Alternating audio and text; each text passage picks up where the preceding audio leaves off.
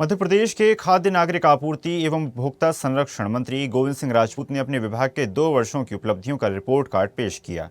मंत्री ने बताया कि प्रधानमंत्री गरीब कल्याण अन्न योजना के तहत प्रदेश के 5 करोड़ 25 लाख से अधिक हितग्राहियों को 22,800 करोड़ रुपए मूल्य का निःशुल्क अनाज वितरित किया गया है।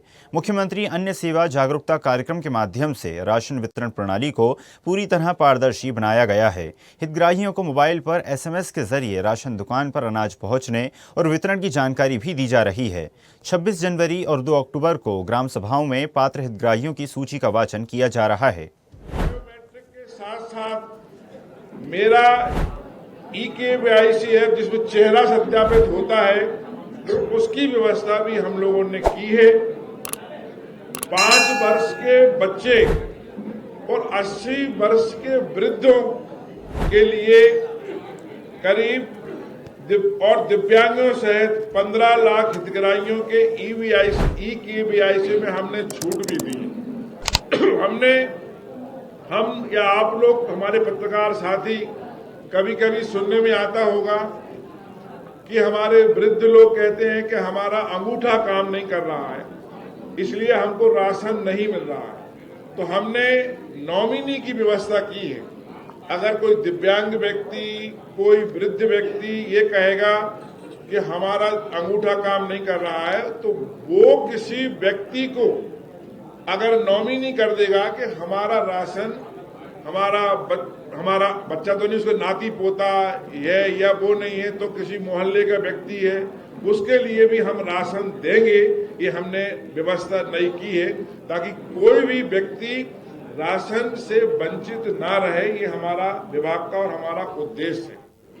One nation one ration card ये बहुत बड़ा महत्वपूर्ण कार्य इस प्रदेश में और देश में हुआ है। पहले हमारे यहाँ के मजदूर लोग या आम व्यक्ति जो मध्य प्रदेश के बाहर जाते थे तो उनको राशन नहीं मिलता था, या दूसरे प्रदेश के लोग हमारे प्रदेश में आते थे तो उन्हें राशन नहीं मिलता था। पर वन नेशन वन कार्ड के द्वारा ये बहुत बड़ी व्यवस्था लागू हुई और इसमें उपलब्धि भी मिली। प्रति माह हमने करीब लगभग 39,000 परिवार ऐसे हैं जो राज्य में हमने निःशुल्क, हमारे राज्य में निःशुल्क राशन प्राप्त कर रहे हैं बाहर के राज्यों के। और बाहर के राज्यों में करीब 5,000 परिवार ऐसे हैं जो मध्य प्रदेश में निःशुल्क राशन प्राप्त कर रहे हैं। ये वन नेशन वन कार्ड के द्वारा ही संभव हो सका है।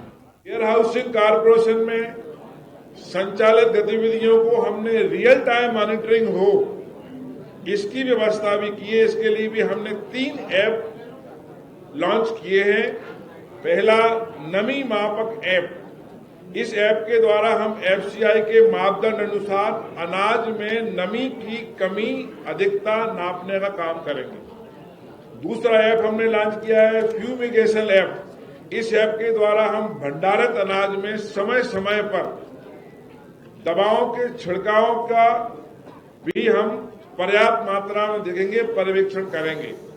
तीसरा हमने लॉन्च किया है इंस्पेक्शन लैब ऐप। इस ऐप के द्वारा हम अनाज का भंडारण, मूल्य सत्यापन और निरीक्षण की निगरानी भी समय समय पर रखेंगे। प्रदेश में उज्ज्वला योजना और गैर उज्ज्वला योजना में और लाडली बहनों के लिए हमने 6 करोड़ 70 लाख गैस टंकियां रिफिल कराई हैं, जिसमें करीब 911 करोड़ का अनुदान मध्य प्रदेश सरकार ने दिया है। हमारा मैनिफेस्टो में था कि हम लाडली बहनों को 450 रुपए में गैस देंगे, तो आज भी हम लाडली बहनों को 450 रुपए में गैस दे रहे हैं। और ऊपर का अनुदान जो है ना, वो हमारी सरकार बहन कर रही है। इसमें 911 करोड़ रुपए का अनुदान हमने अभी 2 साल में करीब दिया। मध्य प्रदेश में शहरी क्षेत्रों में घर घर पाइपलाइन के द्वारा गैस पहुंचाने का काम हम कर रहे हैं। इस काम में थोड़ी देरी हो रही थी, हमने लगातार मीटिंग की और इसके बाद हम लोगों ने सिंगल विंडो सिस्टम बनाया कि जितनी भी कंपनियां बाहर ही काम कर रही हैं उनको परेशानी ना हो। तो सिंगल विंडो सिस्टम के द्वारा वो अपना काम कराएं। उनका लक्ष्य 2013 का था, लेकिन हमने लक्ष्य 2028 कर दिया है कि 28 तक हर हाल में पूरे शहरी क्षेत्रों में नगर निगम, नगर पालिका, नगर पंचायतों के हर घर में पाइपलाइन के द्वारा गैस टंकी की व्यवस्था पहुंच सके और सस्ती गैस उपलब्ध कराएंगे। हमारा सरकार का सोचना है और हम इस पे काम कर भी रहे हैं।